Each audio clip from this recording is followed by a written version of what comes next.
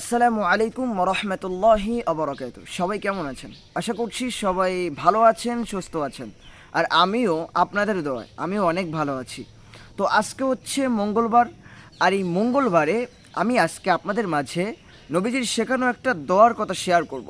যে দোয়াটা পড়লে আপনার জিন্দেগির সমস্ত গুনাহগুলোকে আল্লাহ পাক রব্বুল আলামিন মাফ করে দিবে। শুধু তাই নয়, আপনার ফ্যামিলিতে যদি রিজিকের অভাব থাকে, এমন অনেক মানুষ আছে যারা অনেক কষ্টে ভুগতেছে, মনে করেন ফ্যামিলির ভিতরে বিভিন্নভাবে অশান্তি লেগেই আছে, ঠিক আছে, এরকম লোক কিন্তু অনেক আছে। তো যাই হোক, আপনারও যদি এই রকম সমস্যা থেকে থাকে তাহলে এই ভিডিওটা আপনার জন্য। কারণ এই দোয়াটা যদি আপনি পড়েন, শুধু আপনার গুনাহ মাফ হবে না, আপনার রিজিকের সমস্যাও আল্লাহ পাক রব্বুল আলামিন দূর করে দিবেন। তবে আপনি কি জানেন, আমাদের গুনার বোঝা যদি দেখা যেত তবে হয়তো আমরা মাথা নিচু করে হাসতাম, মাথা নিচু করে হাঁটারও সাহস পাইতাম না। এতটা গুনাহ আমরা এই আল্লাহর জমিনে থেকে আমরা এতটা গুনাহ করি। দেখেন, এই যে জমিনে আমরা চলি, এই জমিনটা কার বলতে পারবেন? এই জমিনটা কার? এই জমিনটা আল্লাহর। যে নিয়ামত আমরা খাচ্ছি, যে নিয়ামত আমরা খাচ্ছি, এই নিয়ামতও কিন্তু আল্লাহর। আমরা যে নিঃশ্বাসটা নিই, এই নিঃশ্বাসটাও কিন্তু আমার আল্লাহর।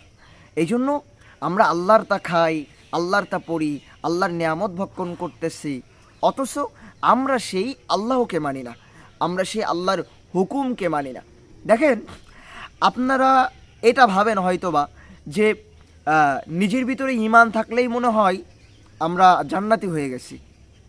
দেখেন, আমরা কিন্তু সবাই বিশ্বাস করি যে আল্লাহই সব কিছু সৃষ্টির মালিক, আল্লাহই আমাদের মালিক, আল্লাহ আমাদের নিঃশ্বাসের মালিক, আল্লাহ আমাদের সৃষ্টি করেছেন। আমরা কিন্তু এটা সবাই বিশ্বাস করি। দেখেন, এই বিশ্বাসটাকে প্রকৃত ইমানদার বলে না।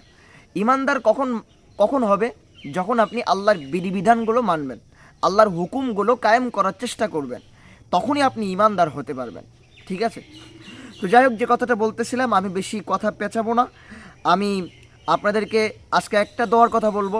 মঙ্গলবার, আজকে যদি এই দোয়াটা পড়তে পারেন, আল্লাহ পাক রব্বুল আলামিন আপনার জিন্দেগিতে যত বড় গুনাহ হোক না কেন, তাই গুনার পরিমাণ যদি জমিন থেকে আসমান পর্যন্ত যদি গুনাহ ভরে যায়, তারপর আল্লাহ আপনাকে মাফ করে দিবেন।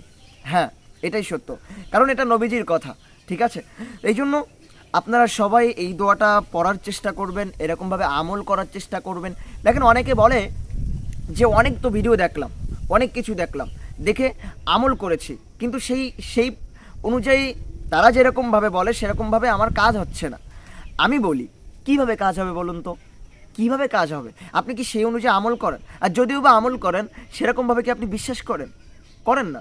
এই জন্যই তো কাজ হয় না। ঠিক আছে? তো চলুন আমরা এখন আমলের কাছে যাই। আসলে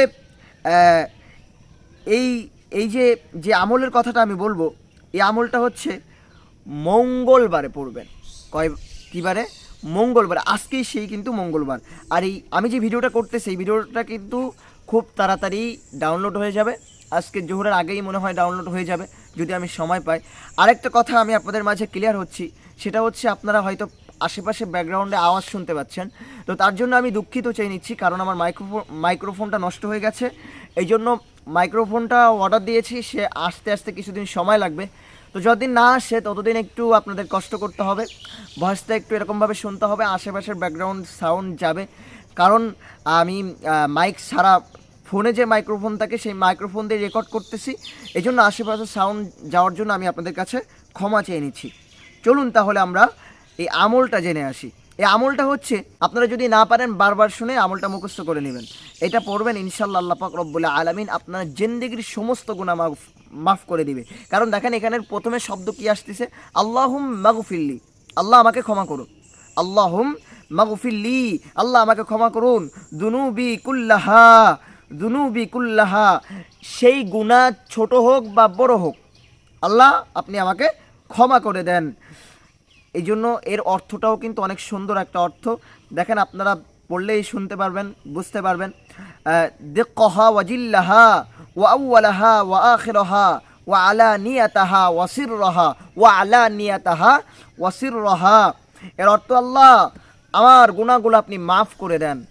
আমার গুনাহগুলো তাই ছোট হোক বা বড় হোক, আপনি আমার গুনাহগুলোকে মাফ করে দেন। হে আল্লাহ, আপনি আমাকে মাফ করে দেন। তাই সেই গুনাহ পুরাতন হোক বা নতুন হোক, প্রকাশ্য হোক বা গোপন, সব গুনাহ আপনি ক্ষমা করে দেন। ঠিক আছে, এ দোয়া শুধু গুনাহ মাফের জন্য নয়, এ দোয়া আপনার রিজিকে বরকত আনবে, মনকে শান্তি দেবে, আর আল্লাহর নৈকট্য আপনি লাভ করতে পারবেন। তাই বলছি, আজ মঙ্গলবার এই পবিত্র দিনে এই দোয়াটি অত্যন্ত মনোযোগ দিয়ে 3বার পড়ুন, মন থেকে পড়ুন। ইনশাল্লাহ এই দোয়া দ্বারা আপনি ফায়দা পাবেন। তো আমি যা কিছু বললাম, যে আমলের কথাটা বললাম, এই আমল আল্লাহ পাক রব্বুল আলামিন আমাদের সবাইকে করার তৌফিক দান করুক। সবাই বলেন আমিন। তো আজকের ভিডিওটা এই পর্যন্ত। ভিডিওটা কেমন লাগলো অবশ্যই জানাবেন কমেন্টে। আর অবশ্যই চ্যানেলটা সাবস্ক্রাইব যদি এখনও না করে থাকেন, অবশ্যই চ্যানেলটা সাবস্ক্রাইব করে দিবেন। আর চ্যানেলটা সাবস্ক্রাইব করে এই চ্যানেলের পাশেই থাকবেন। ইনশাল্লাহ আপনারা রেগুলারলি ভিডিও পাবেন। আসলে এই কয়দিন ভিডিও দেওয়া হয় নাই, কারণ বৃষ্টি হচ্ছিল খুবই। আজকে বৃষ্টিটা হচ্ছে না, এই জন্য ভিডিও করলাম। তো এরকম মাঝে মাঝে মিস হবে, তবে অবশ্যই আপনারা হারিয়ে যাবেন না। আর আমি আছি, আমি আশিক আছি আপনাদের মাঝে। তো অবশ্যই আপনারা এই চ্যানেলের সাথেই থাকবেন, আশিক ইসলামিক টিভি।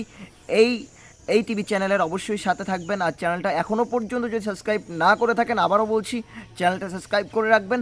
আর এখনই বিদায় নিচ্ছি আপনাদের মাঝ থেকে। আসসালামু আলাইকুম ওয়া রাহমাতুল্লাহ।